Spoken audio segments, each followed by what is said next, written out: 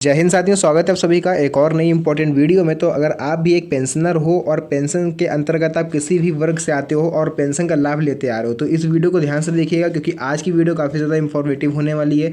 आपको हम बताएंगे आपकी जनवरी फरवरी मार्च की जो पेंशन रुकी हुई है वो आपके अकाउंट में कब तक और किस तारीख तक आएगी, मार्च में आएगी या अप्रैल में आएगी, पूरी डिटेल आगे हम आपको वीडियो में बताएंगे। तो चलिए सबसे पहले अपनी इस वीडियो को स्टार्ट करते हैं। तो यहाँ पर आप लोग को लेकर के आ चुके हैं सीधे अपने मोबाइल फ़ोन की स्क्रीन पर, और यहाँ पर देखिए लिखा हुआ है हाल ही में सरकार ने महंगाई भत्ते में वृद्धि की है। तो आप सभी की जानकारी के लिए बता दें कि गवर्नमेंट एम्प्लॉयज़ जो होते हैं उनके डीए में गवर्नमेंट ने बढ़ोतरी की है, जिससे वृद्धावस्था, विकलांग और जो आपके विधवा स्त्रियाँ होती हैं उनके जो महंगाई भत्ता जो पेंशन मिलती है उसमें भी महंगाई भत्ते को ऐड ऑन करके उनकी भी पेंशन जो है उनको मिलेगी। यानी कि इस बार जो आपको पेंशन मिलेगी वो आपको बढ़ी हुई पेंशन राशि देखने को मिलेगी, जिससे देखिए पेंशन धारकों को भी लाभ मिलेगा। या बढ़ोतरी महंगाई के बढ़ते दबाव को कम करने के लिए की गई है। पेंशन धारकों के लिए एक महत्वपूर्ण तोहफा हो सकता है, जिससे उनकी आर्थिक स्थिति में सुधार हो। तो ये तो बात हो गई वृद्धावस्था, विकलांग और विधवा पेंशन जो चलती है वो। एंड अगर आप एक गवर्नमेंट एम्प्लॉय हो और तब आपके घर में आपको पेंशन मिलती है तो आपके लिए भी इस वीडियो में काफ़ी ज़्यादा इन्फॉर्मेटिव अपडेट रहने वाला है।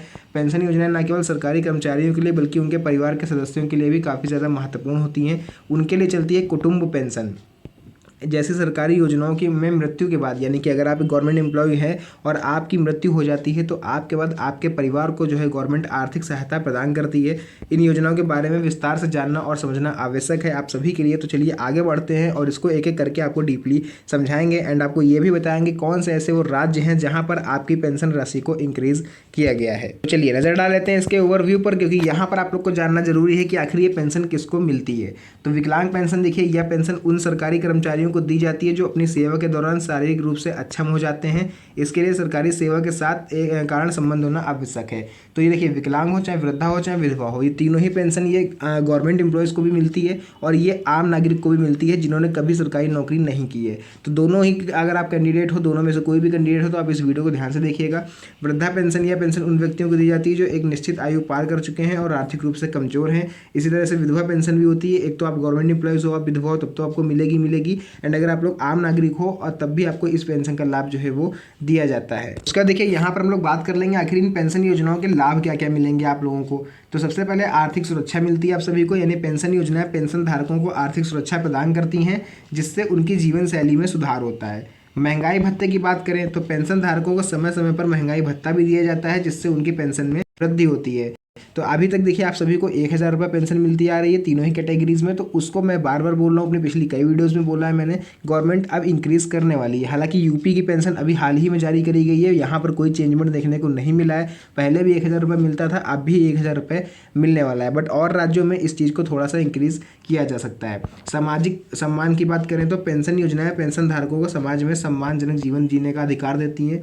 चिकित्सा सुविधाएं, यानी कई राज्य ऐसे हैं जहां पर आप सभी पेंशनरों को मुफ्त में स्वास्थ्य सेवाएं भी गवर्नमेंट जो है वो प्रोवाइड करवाती है। तो चलिए यहाँ पर हम लोग बात कर रहे थे इससे रिलेटेड कुछ और नए ऐसे अपडेट जो कि आपके लिए फ़ायदेमंद हो सकते हैं। तो यहाँ पर आप लोग को हम बता देते हैं आपकी पेंशन में संभावित परिवर्तन कौन कौन से हैं जो आगे आने वाले कुछ दिनों में आपको देखने को मिलेंगे। यानी मैंने पहले बोला है कि 31 मार्च के बाद जैसे ही आपका ये बजट सत्र खत्म होगा 1 अप्रैल से आप सभी की पेंशन में कुछ ना कुछ बदलाव होंगे। तो वही हम आज आपको संभावित परिवर्तन यहाँ पर बताने वाले हैं। पहला आपका हो जाएगा महंगाई भत्ते में परिवर्तन, यानी महंगाई के बढ़ते दबाव को देखते हुए महंगाई भत्ते में वृद्धि की जा सकती है, जिससे आपकी पेंशन राशि भी बढ़ेगी। नई पेंशन योजनाएं, सरकार नई पेंशन शुरू कर सकती है जो पेंशन धारकों को और अधिक लाभ प्रदान करेंगी। यानी ये पुरानी कैटेगरी की जो पेंशन है ये तो चलती रहेंगी, इसके साथ ही साथ अब नए आवेदन पूरी तरह से बंद कर दिए जाएंगे, क्योंकि गवर्नमेंट अब नए सिरे से पेंशन रूल्स, पात्रता, एलिजिबिलिटी क्राइटेरिया सब नया लेके आने वाली है। यानी जो पुराने जो हैं कस्टमर्स हैं जिनको पेंशन देती है गवर्नमेंट उनको तो मिलेगी, बट अब जो नए सिरे से लोग आवेदन नहीं कर पाएंगे उसमें सब कुछ चेंज होने वाला है 1 अप्रैल से। तो फिलहाल जो आप लोग पुराने पेंशनर हो तो आप लोग को परेशान होने की कोई भी आवश्यकता नहीं है, क्योंकि गवर्नमेंट जो नया रूल लेकर के आने वाली है वो नए लोगों के लिए रहेगा। डिजिटलीकरण, पेंशन भुगतान प्रक्रिया को और अधिक डिजिटल बनाया जा सकता है ताकि पेंशन धारकों को आसानी हो। तो फिलहाल ये कुछ चीज़ें थी। एंड अगर आप लोग राज्यों का नाम जानना चाहते हो कि आपके राज्य में कब पेंशन आपकी मिलेगी जनवरी फरवरी मार्च की, तो देखिए मैं यहाँ पर क्लियर कर दूँ कि मैंने इस पर स्पेशल वीडियो बना रखी है। आपको उस वीडियो को पूरा देखना होगा, क्योंकि यहाँ पर इतना टाइम नहीं रहता है कि मैं आपको पूरा डिटेल से बता पाऊँ। मैंने एक वीडियो बना रखी है, उसका लिंक आपको नीचे डिस्क्रिप्शन में दे देंगे, आप वहाँ जाके देख लीजिएगा। एंड अगर आप लोग और ज़्यादा डीपली जानना चाहते हो कि आपके राज्य में आपकी 2-3 महीने से अगर पेंशन फंसी हुई है या फिर आपके मन में कोई और डाउट है पेंशन को लेकर के तो आप लोग कमेंट सेक्शन में मुझसे पूछ सकते हो, उसका रिप्लाई मैं आपको तुरंत दे दूंगा। तो चलिए आज की इस वीडियो को यहीं पर एंड करते हैं, मिलते हैं आप सभी से नेक्स्ट वीडियो में एक और अच्छी इंटरेस्टिंग मज़ेदार वीडियो के साथ। तब तक के लिए धन्यवाद, जय हिंद।